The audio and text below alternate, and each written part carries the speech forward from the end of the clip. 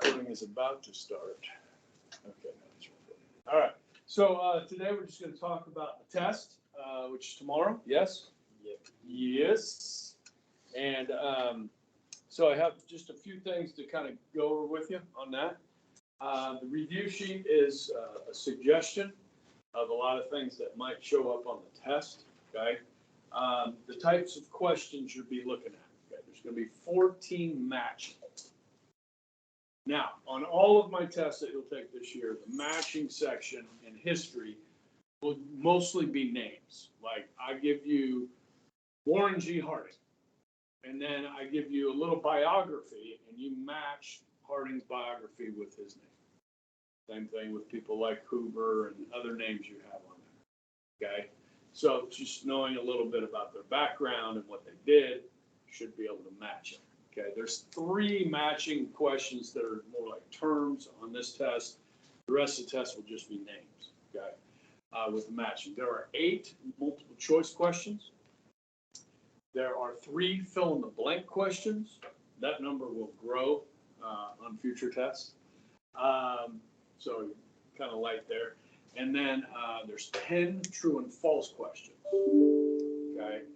Those true and false questions will be worth 1 point each, meaning you do not have to correct them on this test. There's one test where I make you correct. 9 months. Brutal. All right, here's the big part. Okay, that's like, I don't know, 31 questions, something like that. There's short answer, long answer type questions. So you know there's one worth 6, right? You know what that question is? Yes. There's one worth 5. There's 2 worth 4. And 2 worth 3. And 1 worth 1. So obviously the 5-point answer you'll write more. There's more information to write about. The 4-point answer is a little bit less. 3-point answer is even less. Okay, so your 6-point, I mean, you know what that one is. 3, and then discuss them. Hi. Can I still Cooper for a second? Yes. Okay. It's just important information. Well, I can. Yeah. I'll be really. Yeah. I'm sorry, Ebert. Thank You're you. fine. Thank you. Just call me Ebert.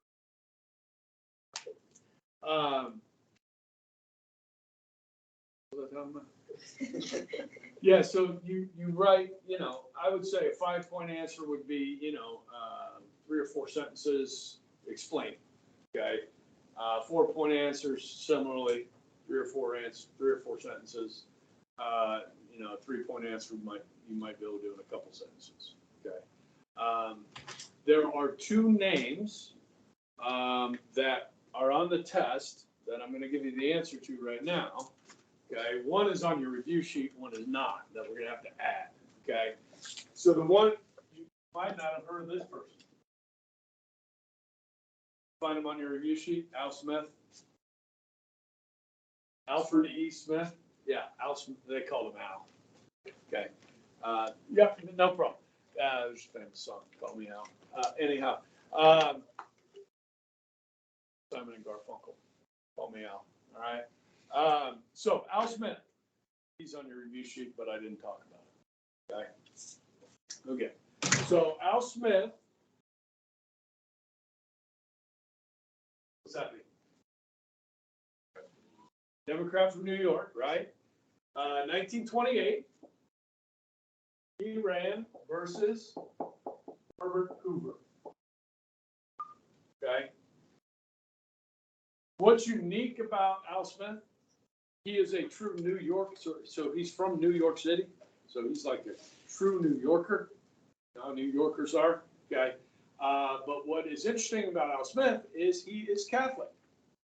And he is the first Catholic to be on a major party ticket for President of the United States. But you didn't know that. Now you know who Al Smith was. If you need a book to read still for this class, if you haven't found one, Al Smith's a pretty entertaining guy to read about. Okay, he's a character. Okay, obviously he's going to lose. One of the big issues here in 1928 was prohibition. And Al Smith, a good Catholic, said, we need to do away with prohibition. And Hoover said, because he's like Puritan, okay, he's like, no alcohol. Okay. Hoover won. All right. The next name I'm going to give you, you need to add, who's on the test, John Garner. Okay.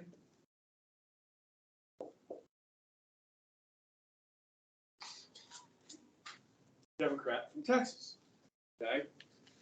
In 1932, FDR, Franklin Delano Roosevelt, needed a running mate. Now, where might a New Yorker, because FDR's from New York, too, also, okay? Where might FDR have trouble getting votes as a New Yorker? In the South, okay? And even though the Democrats control the South, you know, this is a New Yorker. So this is FDR's first vice president is John Garner. John Garner is a cowboy hat, cowboy boot wearing Texan.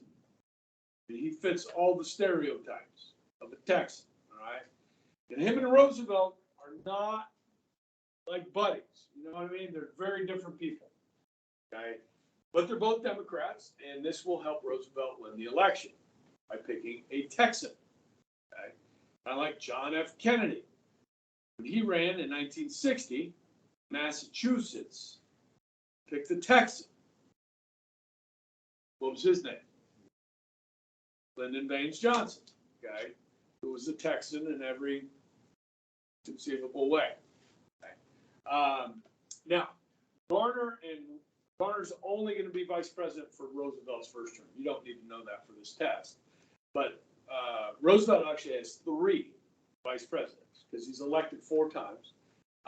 Wallace will be his vice president, a guy named Henry Wallace, for his second and third term. And then, of course, a very important pick for his last term because he's going to die and in the middle of the war, World War. And that's going to be Harry Truman, will be his last vice president. That's an interesting pick as well. Actually, all 3 of his picks are interesting people. Garner asked about the vice presidency, said, the vice presidency isn't worth a warm pitcher of spit. He's a Texan, you know, like a spittoon, like a warm pitcher. Yeah. So he didn't really like being vice president. They didn't get along. Kind of like President Biden and Vice President Harris. I don't know if you guys know this. They don't get along. Okay. Biden has thrown her under the bus. Okay. I wouldn't like, you know. He put her in charge of the border. Okay. The border is like, we've had 2 million people come across the border illegally this year. Okay. It's the worst it's ever been. And she doesn't have the power to do anything about the border. She's the vice president. So the president puts you in charge of the border. What are you supposed to do? You know what I mean? It's really unfair to her. If you think about it, okay? So yeah, they're not. I mean, it doesn't help that, you know, when she was running for president too, you know, she ran as a candidate. He won the nomination. They had a debate with all the Democrats on the stage, and she basically called Joe Biden a racist, okay, during the debate. But he still picked her as vice president. Why? Because she would help him get elected. And that's why most people choose a vice president based on what will help me get elected. Okay. All right. So, any questions? Okay. I'm going to stop this recording. And if you have any questions about the test, then you have the remainder of the hour to study.